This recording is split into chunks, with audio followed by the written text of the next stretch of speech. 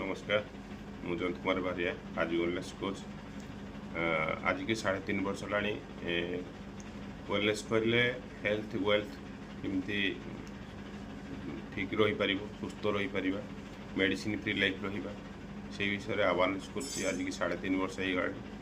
बहुत फैमिली को हेल्प करमती खाद्य शैली जीवन शैली चेंज करके आज डेट में आम केमती सुस्थ रही पार कौन मेडिसिन द्वारा नुह समस्ते मेडिसिन बिलीव करती मेडिसिन खाइले भल हो सब जिन हम किंतु जी मेडिसिन तैयारी कले हिपोक्रेट से कहते जदि खाद्य शैली की